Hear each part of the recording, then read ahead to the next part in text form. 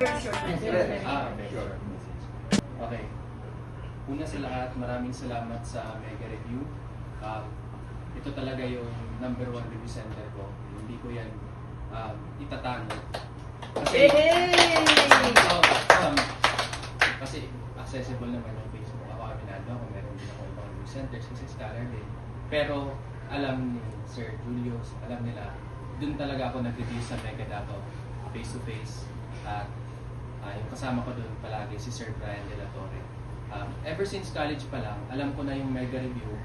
Tapos, dahil doon, third year pa lang ako, nag-decide na talaga ako na magre-review ako sa Mega. Tapos, nung mga competitions na binigay nila, doon ako naglakas loob na mag-aim, mag-top.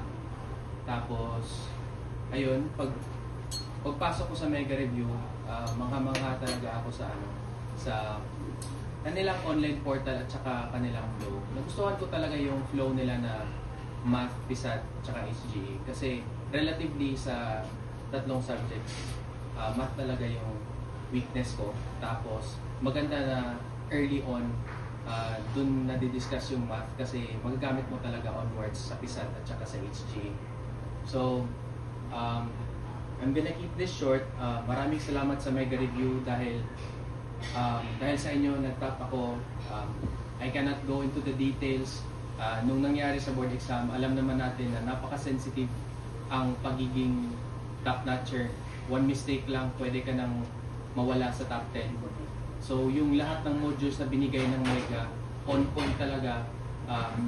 Ang nagustuhan ko, oo, marami silang questions na binibigay sa mga modules, pero yung nagustuhan ko, napaka-targeted. Wala talagang nami-miss na topic. So, shout out kay Sir Brian De La Torre, kahit wala siya dito. Malaking tulong talaga yung elite sa akin sa pag-top. Proud din ako na nagtiwala talaga ako sa Mega Review kahit first batch pa lang kami sa Mega Davao. Proud ako na meron na kaagad kaming top-notcher sa Mega Davao. Yay! So, ang sinasabi ko na representative ng Davao, thank you also na for having this achievement kasi you well represented our Davao brand. Salamat po.